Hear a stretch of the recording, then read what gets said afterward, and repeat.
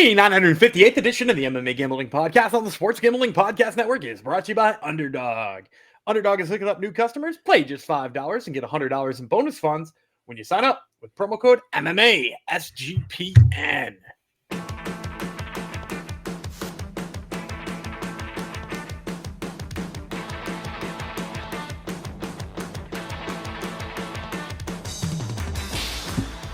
Howdy ho, Degenerinos. Welcome to episode 958 of the MMA Gambling Podcast, the Sports Gambling Podcast Network, dedicated to Islam Makhachev, our new 170-pound overlord. Long may he rule. Maybe we'll talk about that very shortly. That's the thing. That's Daniel Gumby Vreeland. I'm Jeff the Tank Engine Fox. Yeah, I was gonna say welterweight's a lot less interesting to me now. It's not though. But here's the thing, though. It's like he did win, right? And like now you're like, okay, he's the champ. But like, think about how interesting the welterweight fights were underneath him.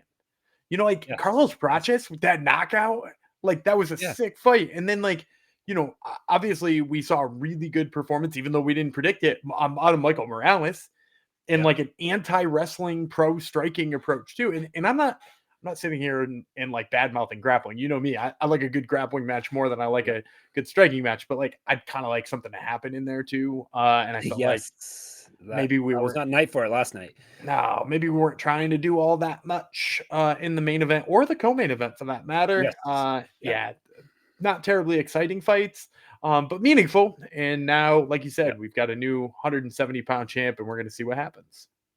Yeah, I'm saying it's less interesting because I'm trying to see, okay, who's going to beat him, and it's all like strikers basically are next in line, and they're not going to beat him. Like maybe Morales. I mean, like he completely thwarted what Brady didn't even try was trying to do. Take down the. Do you say Tom Brady didn't get a chance though? I don't think he got a chance. And so this is the important part too, is that like, everybody's saying like, oh, bad game plan on Brady. I think Morales came out with that like low hips away approach. It was a stance we had never, like if I knew that he had that approach, I'd have probably picked him to win. And I was so far on the other side because I was like, he stands too upright. He's going to get taken down. And he comes out with this completely new stance and like an integrated way of game planning against a really tough opponent. Maybe that's the perfect thing to fight Islam Makhachev, right? Is like a dude who's bigger than him, a dude who's much longer than him, and a dude who comes with like very specific things he wants to do to thwart wrestling. I'm just worried that they're going to push him in now because he's well, I guess it's Islam, so he's not going to fight for a while. So never mind. I was thinking that they're just going to rush him in, and UFC is a conveyor belt that they got to keep throwing the widgets in there to make their product. But I forgot Islam does take a lot of time off for various reasons. He only fights a couple times a year tops. So hopefully Chalkx is ready for the but I gotta imagine he's gonna take a tune up now.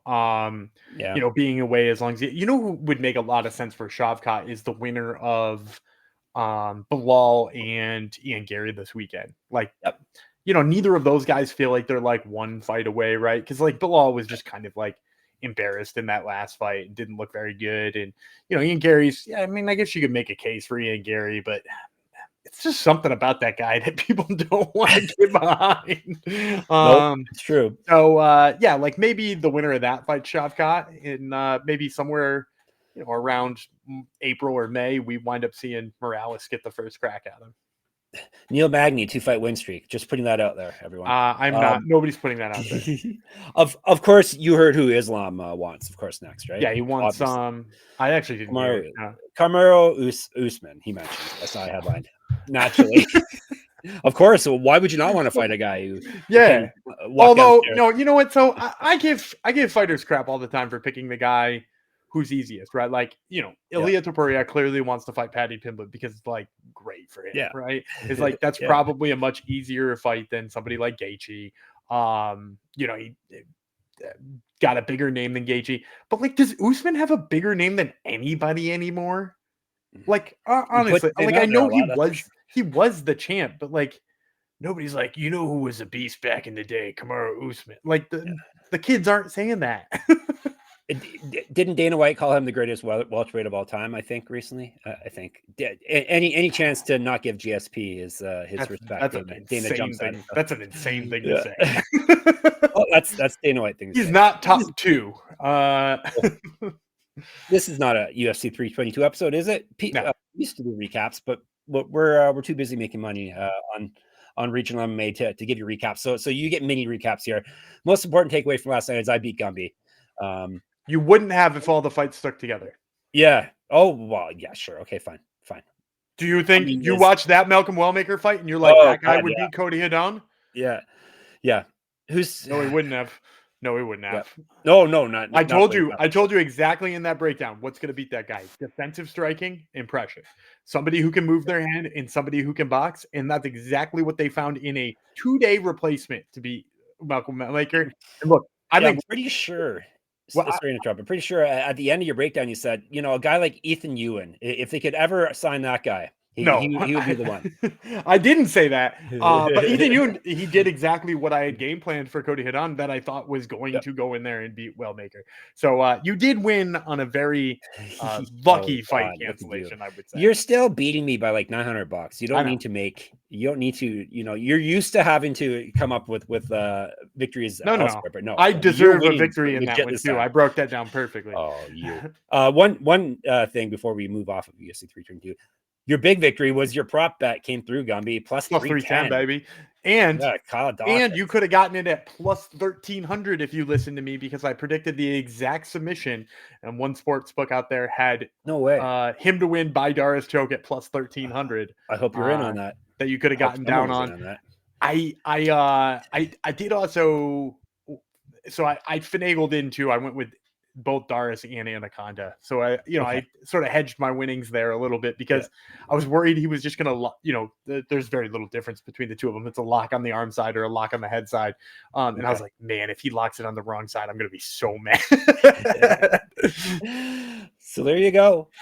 So, I was going to say fun night. I guess it was pretty good. It was an okay night. The co-main and main weren't terribly fun, but every fight before that was a good time. Oh yeah. Yep. And, things have changed at tops of the divisions, which is always interesting as well. So, all right. What's the title of this episode? What are we covering today? Cage Warriors, right? Yes. Another thing I should tip you off. This is going to be bad news for a lot of you people. We're going to do 7 episodes this week. I know it's sad. You don't want more of me and Gummy. You don't constantly ask for more of us. You're getting it anyhow, because next week is a barren landscape in MMA. So, starting off, Cage Warriors 197 Unplugged, aka Cage Warriors acoustic, right? That's what it is. We're going to dive into that in a second. After, I remind you, you can get every episode of every show in one convenient feed. Search SGPN on your favorite podcast app to subscribe today. Make sure you get us in the App Store. All right, Cage Warriors 197 Unplugged, Manchester. Speaking of Unplugged, Oasis had a very famous MTV Unplugged. But anyhow, Manchester, England, Friday, 3 p.m. start time. We're covering half of the fights that are on the card currently. So 5 of the 10, and then Gumby's got another half to choose from for lightning round. Don't you skip out before the lightning round, because Gumby tends to hit those picks as well. Thoughts on the fight card at all, or you just want to dive into it? It's a classic Unplugged event right before a big UFC London event, right? Or LFA London event, or nope. Cage Warriors. Take 3. Cage Warriors Saturday event. We don't edit, ladies and gentlemen. So we're gonna talk about Cage Warriors 198 later today too, or a different day. One of these days we're gonna talk about them, and that card's obviously better for obvious reasons. Yeah. This is kind of like when the UFC fight week, International Fight Week, when they used to have like a tough finale usually right before a pay-per-view type of thing. So kind of like that. All right, we're starting off with a bantamweight bout. Damiano Scogna, he's from Italy. Richard Kallos, he is from Romania. There you go, John. I got it right. 3 5-minute rounds, 135. No odds yet, but Cage Warriors odds are pretty easy to get. So you're not going to be searching around. Kallos, nickname Judo. There's a good nickname. He's 4-2 with 4 submissions. If he was a Brazilian, his last name would be Judo, right? Like Capoeira or that type of thing.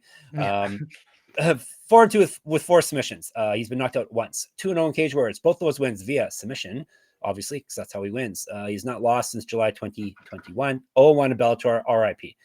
Scogna, 5-1-1, 2 knockouts, 3 submissions. He's never been finished as well. Both these men owe us rounds.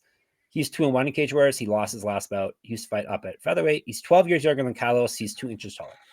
So I'm going to say Scogna here, like -350. And I think he's going to be a big favorite. The level of competition he's fought, the, kind of hype that was behind him before he took that loss. And then in addition to that too, just like, anytime a guy's got a slightly better record, that's always going to sway the books a little bit. So I think Scogna, pretty sizable favorite. And I'm going to go with him here. When I watch Kallos, big, tall guy, but doesn't use that length all that well. Seems to want to just crash into the clinch, which is, hey, probably what we should expect, being that his nickname is Judo and he comes from a judo background. Yep. Of course he wants to be in the clinch, but I've noticed like in the clinch, his takedown game doesn't seem to be really well suited for MMA. He regularly seems to like basically be sacrifice throwing himself. So like he winds up on bottom a real lot.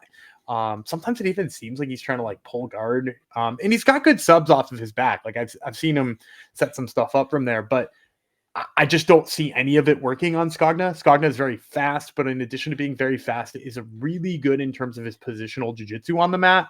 When he's holding a guy down, he does a really good job of making sure their hips don't get away. He stays on top of the legs. He damn near won his last fight, which is his only loss, and that was to Ali Sarwa, who we talked about on last week's episode. Sweet and Sarwa, yes. Yeah, Sweet and Sarwa is now 8-0 as a pro, and Scogna was kind of like the first guy he didn't finish. So, Scogna is tough. He's got good top position. He's pretty much just going to have to like fend off a few like subs from the bottom. Outside of that, he should be fine. So I'm going to take Damiano Scogna here as probably a pretty big favorite. Yes. Say it Italian. Damiano Scogna. All right. We are moving on up the card or down the card, depending on Tapology. Like usual, Tapology's Cage Warriors card is all out of whack, but that's fine. Middleweights. Mitchell Goode, he's from England. Jordan O'Neill from Northern Ireland. 3 5-minute rounds, 185, as I said. O'Neill is jumbo. 3-0, 1 knockout, 1 submission. He's 1-0 in Cage Warriors. He won that bout via TKO, which was his last fight. That was back in May of 2024, so he's been on the shelf for a while here. He's 2 years younger than Goode. Goode with the E at the end. 2-1 with 2 submissions. He's been knocked out once. They both owe us rounds. All those fights taking place in Cage Warriors. Loss, win, loss is the pattern for him. So he lost his last bout. He's 2 inches taller than O'Neill.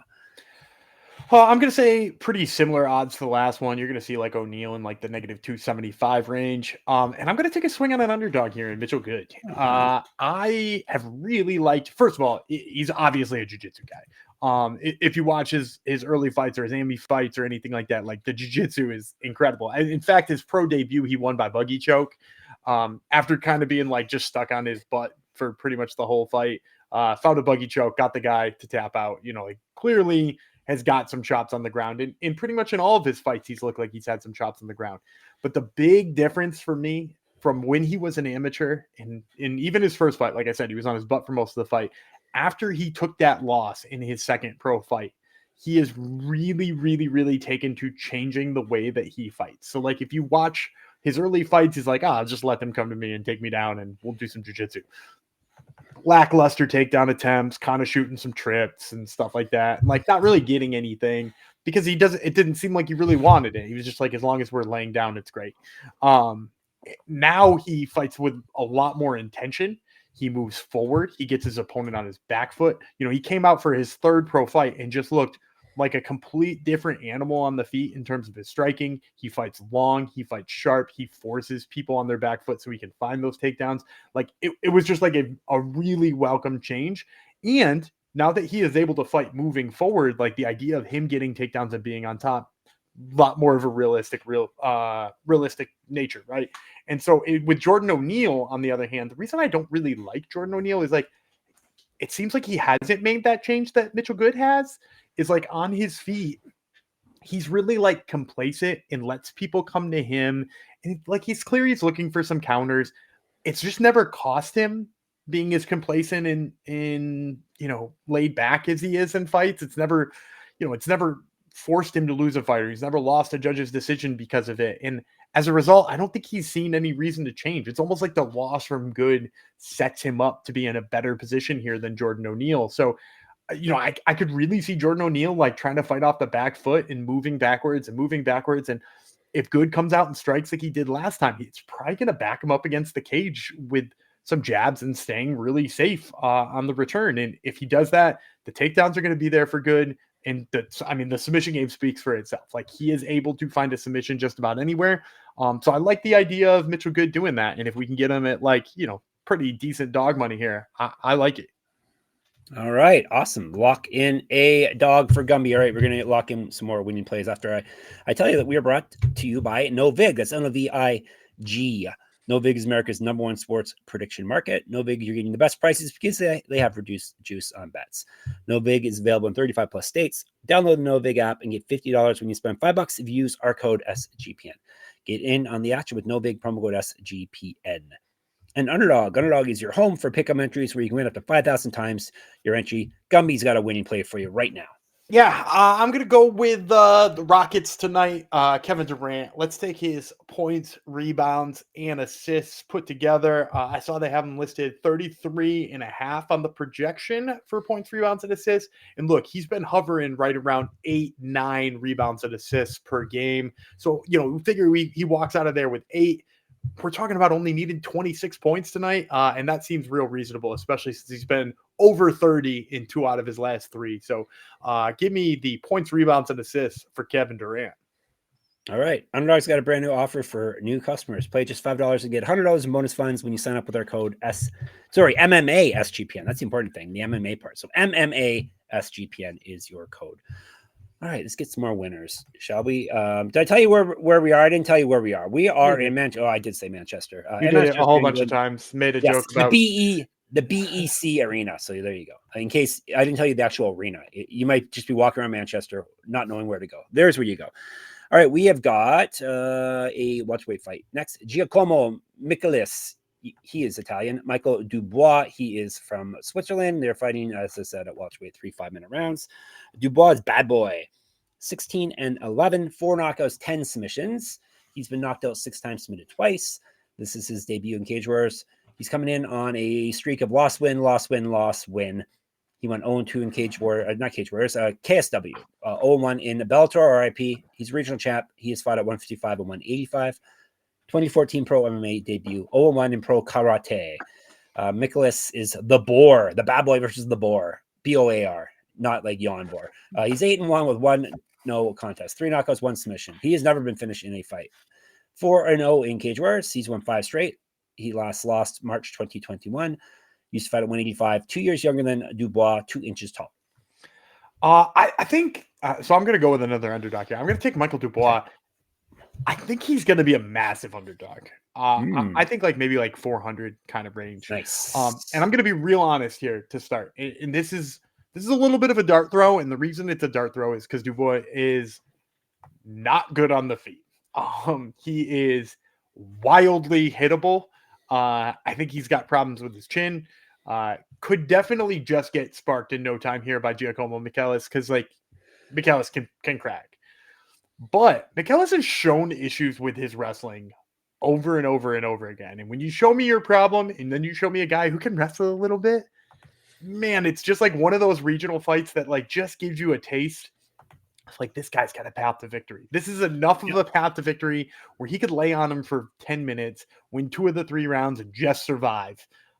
I really think Dubois can do that. And if you're looking at the Michelis fight when he fought, who is it? It was that the Finnish dude, Ali Santinaltalti. It's a crazy Finnish name. But when he fought him, he put on his butt really early on, wasn't able to get back up, looked kind of questionable when he did get back up in terms of giving up his back. And, Dubois, like I said, has had trouble being hittable, has had trouble with all of that kind of stuff. But he just really needs to get him down and hold him down for a little bit. And I think he can win this fight. So you hope the intention is there for Dubois. I can't imagine he wants to hang around with the feet with this guy. But if the intention is there, man, he's definitely worth your pizza money on a dog play here. Were you talking about who Michelis fought and lost to? Michelangelo Colangelo? No, that wasn't it. That's not the Finnish guy. That's the only person he lost to, though. But he fought. He didn't lose to him. He fought. I'm sorry. Ali Santinelli. Right, but he struggled with the wrestling. I just found a new name, Gumby. That's the most important thing about that. Yeah, you're right. Ollie Santalotti. Yes. Yeah. Michelangelo Colangelo is an amazing name. Michelangelo Colangelo. That is so great. That's what happens when you go into topology wormholes. All right. So hopefully Dubois, he's 5% on topology. Yeah. So and that's what I would expect. He's not, I'll be honest. I'm picking him to win here. He's not good. He's not a good fighter. You don't have to be good to win. He's lost to some really bad guys. I just think he, like, the way he gets the hips is good enough for me. Yeah, that's all it takes in a lot of the regional fights. So even the UFC, for crying out loud. All right, big dog there. That'll piss some people off, I'm sure. We're going to 205 now. Nell, Ariano, he's from France. Riku, Urholin, he's from Finland. 3 500 rounds, as I said, at 205. We'll tell you about Ariano first. He's 4-0 with 3 knockouts. All those fights have taken place in cage warriors. He owes his rounds. 2 straight wins via TKO. 3 is Urholin, Urholin 5 inches taller. Urholin is 5-2, 2 knockouts, 3 submissions. He's been knocked out once, submitted once. He definitely owes his rounds. This is his cage warriors debut. He's won 4 straight. He's not fought those since November 2024. He's not lost since February 2023. He used to fight at 214. That's an interesting weight class, but that's where he fought 1 fight, and that's all I got. So this should be Ariano like -500. I don't know that it will come in that high because Urholin is, I mean, he's got a decent record and he's kind of fought some people. I think he fought for Cage, if I'm not mistaken, which is a promotion out of Finland. Yeah, I think you're right. Yeah. But Ariano is just, I mean, like, he's a really fun light heavyweight prospect. He fought IMMAF. He actually won the heavyweight title. I think it was the world tournament. He won the world heavyweight title in IMMAF, which is, huge in terms of, being a respected amateur. Then he made the switch over to pro, and he actually beat one of my very favorite prospects out of England right now, Danny Hartwell. Danny Hartwell, like, very fun wrestler, another guy who went through the IMMAF run and was, like, highly touted. He went in there with Ariano and, he shot takedowns and got kind of a couple, but, like, Ariano was dangerous, wound up knocking him out with elbows to the side of the head, if I'm remembering correctly. Ariano is, like, sharp on the feet. He's tall. He's lanky. Obviously he used to fight at heavyweight, so he had to be big enough to, like, deal with that. Now he's down at light heavyweight. He's good enough at defending the wrestling.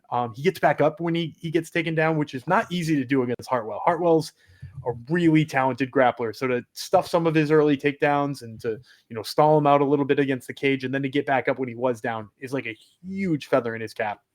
And Urholin, I'm going to be honest with you, his entries to takedowns are some of the worst I've seen. He like just reaches both of his hands out like a little kid running to their parents when he's shooting a takedown. And it's like, it's not good. And he's, we don't body shame here. But we do categorize. Right. So this is not meant to be shameful, but he is, like, especially for a light heavyweight, he's loose chunky. Remember we talked about loose chunky? Of course. I remember. He's loose chunky. And so, like, maybe profiles more as like a 185er in my opinion. Whereas Ariano, like, has done well against heavyweights. And so we're, like, talking about a guy who's very strong and uses his explosivity and, like, does a good job of getting back to his feet. And a guy who, like, kind of relies on takedowns and is, like, not properly sized for this division. His jiu-jitsu is good. I'll give you a roll in that. But I just think, like, he's going to be forced to strike here and it's going to be bad for him. So give me Del Ariano, probably a big favorite. You were saying the forest perhaps for him? Is that what you're worried about for Ariano? -400 for Ariano. -400, -500 kind of range. Ugh. Yeah, he's gonna be a big fave. Oh, we can't pick all dogs here. All right, we got one more fight and then we got lightning round. As I said, you don't want to take off before the lightning round because Gumby tends to hit those picks as well.